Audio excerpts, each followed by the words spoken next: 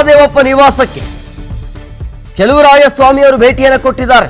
ಸಚಿವ ಸ್ಥಾನ ಕೈ ತಪ್ಪಿದ್ದಕ್ಕೆ ಮಹಾದೇವಪ್ಪ ಅವರು ಬಹಿರಂಗವಾಗಿಯೇ ಆಕ್ರೋಶವನ್ನು ಹೊರಹಾಕಿದ್ರು.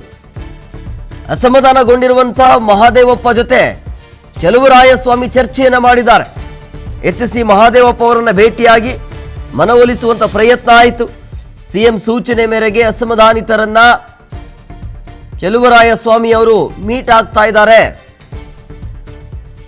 ಅವರು ನಿರೀಕ್ಷಣೆ ಇಟ್ಟುಕೊಂಡಿದ್ರು. ಎಚ್.ಸಿ. ಮಹಾದೇವಪ್ಪ ನೇರವಾಗಿಯೇ ಅಸಮಾಧಾನವನ್ನು ಹೊರಹಾಕಿದ್ರು.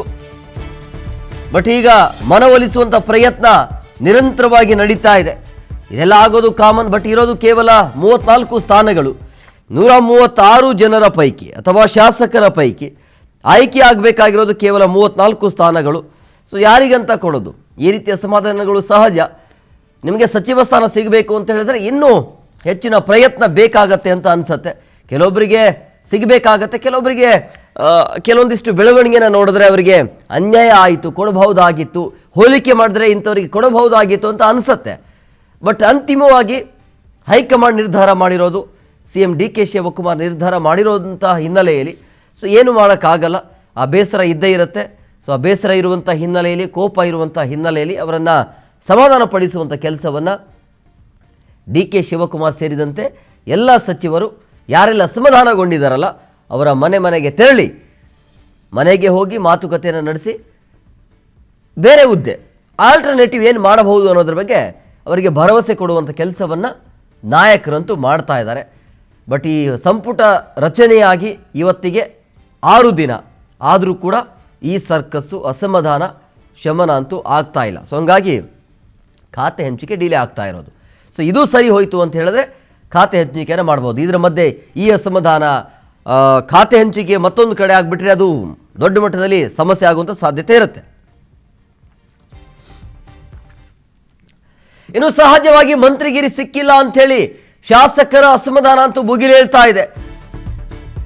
ಯಾವಾಗ ಇದು ಸರಿ ಹೋಗುತ್ತೆ, ತಣ್ಣಗಾಗತ್ತೆ ಅನ್ನೋದು ಗೊತ್ತಾಗ್ತಾ ಇಲ್ಲ.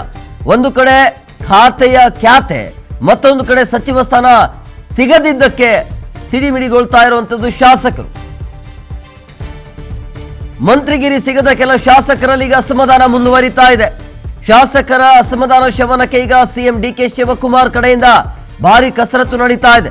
ಖುದ್ದು ಅವರನ್ನ ಭೇಟಿಯಾಗಿ ಮನವೊಲಿಸಿದ್ರೂ ಕೂಡ ಶಮನ ಆಗ್ತಾ ಇಲ್ಲ.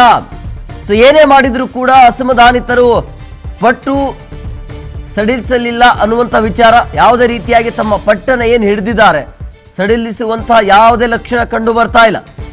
ಸಂಪುಟದಲ್ಲಿ ಮತ್ತೆ ಬದಲಾವಣೆ ಮಾಡಬೇಕಾದ ಅನಿವಾರ್ಯತೆ ಏನಾದರೂ ಇದೆಯಾ ಅನ್ನೋದು ಈಗ. ಹೀಗಾಗಿ ಹೈಕಮಾಂಡ್ ಅನುಮತಿ ಪಡೆಯಲು CM DK ಶಿವಕುಮಾರ್ ಮುಂದಾಗಿದ್ದಾರೆ ಅನ್ನೋದು. ಒಂಥರ ಹೆಂಗಾಗ್ಬಿಟ್ಟಿದೆ ಈ ಪರಿಸ್ಥಿತಿ ಹೈಕಮಾಂಡ್ಗೆ ಅಂತ ಹೇಳಿದ್ರೆ, ಈಗ ಒಬ್ಬರು ಇಬ್ಬರು ಅಥವಾ 2-3 ಜನ, ಒಂದು 3-4 ಜನ ಅಂತ ಹೇಳಿದ್ರೆ ಓಕೆ ಅಂತ ಹೇಳ್ಬೋದು. 35ರಿಂದ 40 ಜನ ಶಾಸಕರು ಅಸಮಾಧಾನಿತರಿದ್ದಾರೆ. ಸೊ ಹಂಗಾಗಿ ಹೈಕಮಾಂಡ್ ಅನುಮತಿಯನ್ನು ಪಡೆಯೋದಕ್ಕೆ ಅಂದರೆ ಸಂಪುಟದಲ್ಲಿ ಏನಾದರೂ ಬದಲಾವಣೆ ಮಾಡಬೇಕಾ ಬೇಡವಾ ಅನ್ನೋದ್ರ ಬಗ್ಗೆ, ಏನಾದರೂ ಬದಲಾವಣೆ ಮಾಡೋದಕ್ಕೆ